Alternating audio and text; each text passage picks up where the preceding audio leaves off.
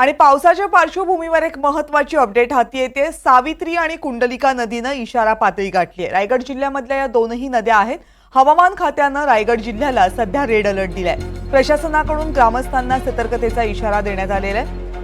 रायगडच्या मध्य भागामधून वाहणाऱ्या दोनही नद्या आहेत कुंडलिका आणि सावित्री। सावित्री नदी प्रामुख्याने महाड जिल्ह्यामधून वाहते, जो रायगडचा दक्षिण भाग आहे, तर कुंडलिका नदी ही रोह्यातनं सुद्धा वाहते आणि या दोनही नद्यांच्या काठांवर शहरं वसलेली आहेत, गावं वसलेली आहेत। दोनही नद्यांची पातळी वाढल्यामुळे प्रशासनानं आजूबाजूला राहणाऱ्या नागरिकांना सतर्कतेचा इशारा दिलाय। आपले प्रतिनिधी मेहबूब जमादार या संदर्भातली आणखी माहिती आपल्याला देत आहेत। मेहबूब, हां बोला। सावित्री नदी आणि कुंडलिका नदी या दोनही नदींनी धोक्याची पातळी ओलांडलेली आहे। आत्ताची अपडेट।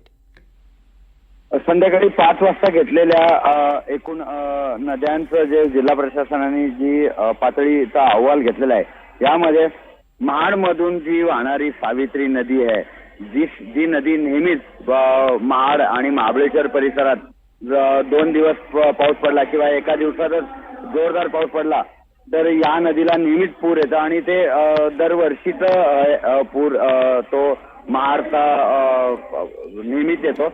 आता सध्याची जी एकूण पातळी आहे, धोका पातळी 6.50 मीटरची आहे।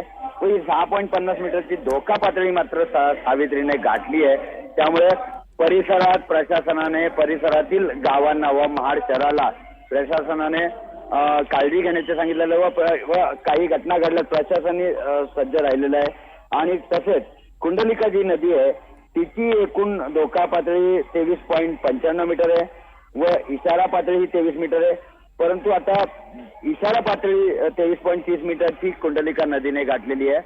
कुंडलिका नदीच्या परिसरातही प्रशासन सज्ज झालेलं आहे।